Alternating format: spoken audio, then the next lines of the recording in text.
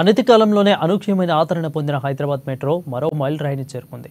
ఏకంగా ఇప్పటివరకు 50 కోట్ల మందిని గమ్యస్థానాలకు చేర్చి చరిత్రను లెక్కించుకుంది. దేశంలోనే మూడో అతి పొడవైన మెట్రో వ్యవస్థగా గుర్తింపు పొందిన హెచ్ఎంఆర్ఎల్ నగరవాసులు మనస్సును చూరగొంటున్నది. అన్ని మార్గాల అందుబాటులోకి వచ్చిన అనతి కాలంలోనే మెట్రో అనూహ్యమైన స్పందన లభించింది. మియాపూర్ అమీర్పేట మార్గంలో 11 కిలోమీటర్ల మెట్రో రైలు సేవలను 2015లో తీసుకురాగా అప్పటి నుంచి దశల వారీగా సర్వీసులను పెంచుతూ ఉన్నారు. ఎల్బీనగర్, మియాపూర్, జేపీఎస్, ఎంజీపీఎస్, నాగోల్, రాయదుర్గ్ మార్గాల్లో దాదాపు 68 కిలోమీటర్ల పొడవైన లైన్లు అందుబాటులోకి తెచ్చారు.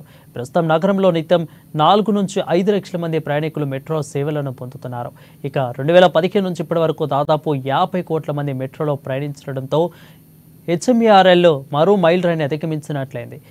గతేడాది జూలైలో ఒక్కరోజై 5.1 లక్షల మందిని గమ్యస్థానాలకు చేర్చి హైదరాబాద్ మెట్రో రికార్డును సృష్టించిన విషయం అందరికీ తెలిసిందే.